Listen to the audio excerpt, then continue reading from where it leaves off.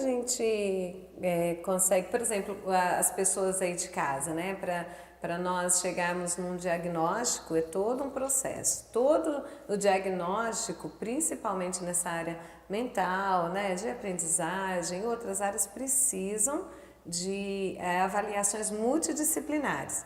Não dá para se chegar num consenso de um laudo sem uma equipe, né? Uma equipe, por exemplo, a Fono é importantíssimo, né? Nessa questão da deficiência intelectual, em outros também, né? A maioria assim, dos distúrbios que nós temos, a gente precisa da Fono, né? Para identificar onde começou a questão da fala, da linguagem, e deficiência intelectual tem tudo a ver, né? Tem um atraso na fala, né, Bruna? Eu já começo na hora que vem que a criança vem para avaliação, muitas vezes vem com caminhamento ou não, né? A escola que encaminha ou a creche que encaminha, então eu presto muita atenção na anamnese, né? Na história de vida dessa mãe. E aí, dentro dessas perguntas, você vai vendo, tem tio, porque a gente tem as perguntas, né? Tem parente que tem algum atraso, que teve? Então, muitas vezes o pai e a mãe têm, né? Teve um atraso, falou com 5 anos. Ou, teve uma dificuldade na escola, né? Mas isso aí, antigamente, essa dificuldade, se existia a bomba, né? Que a criança tomava a bomba, então ela tinha a oportunidade de ter mais um ano daquele ensino. Né? Hoje já não se tem isso mais, então se joga a criança para frente, vai se jogando, porque a criança tem dificuldade no primeiro ano, então ela vai poder repetir a 4ª série. Né? Então, assim, eu acho isso um pecado, porque às vezes a maturidade dela, né? Às vezes ela nem realmente chegou a ser uma deficiência intelectual, mas pelas dificuldades que ela tem, porque aí entra o quê? Entra o psicológico. Sim. Né? Entra a sala de aula, entra as avaliações, né? Que tem lá as notas, e a criança sempre tira nota ruim. Então ele vai ficando mais tímido, ele vai ficando mais quieto, e às vezes até realmente ele tem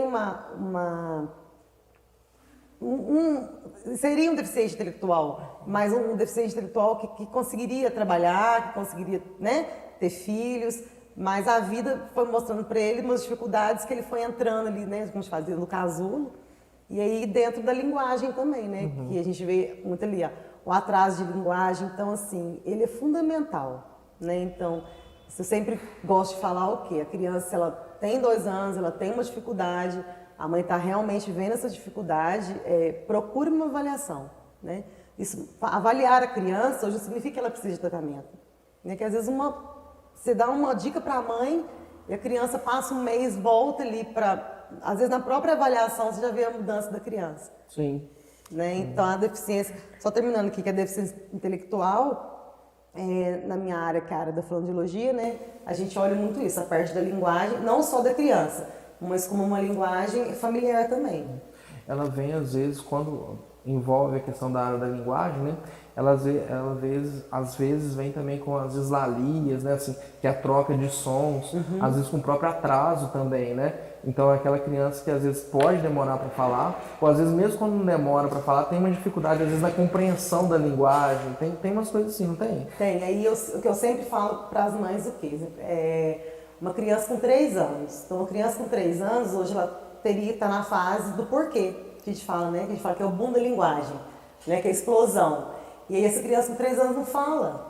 Então você vai ver que lá na frente ela pode ter uma dificuldade, porque hoje espera-se uma criança de 5, 6 anos já esteja alfabetizada. Que na minha época, né, a gente tinha até os 7 anos para ser alfabetizado. Né? Então a gente tinha um período. Hoje não, hoje com 7 anos a criança tem que estar já está alfabetizada, né? E a criança com 4 anos tem que estar com o álbum fonético pronto. E aí criança com 4 anos que tem alguma dificuldade em som, em reconhecimento desse som, né? Então a gente começa a perceber. Lógico que não é só a deficiência intelectual, não é só o som, né? Isso aí a gente vai ver as outras áreas. Uma dificuldade de socializar, uma dificuldade de trocar de roupa, de amarrar um tênis. Então, assim, uma coisa que, da idade dela, que a gente entra novamente dentro do marco de desenvolvimento, né? Que é importantíssimo. A gente põe a criança ali e começa a ver, não, com essa idade ela tinha que estar fazendo isso, isso, isso. Por que ela não está fazendo isso? Sim.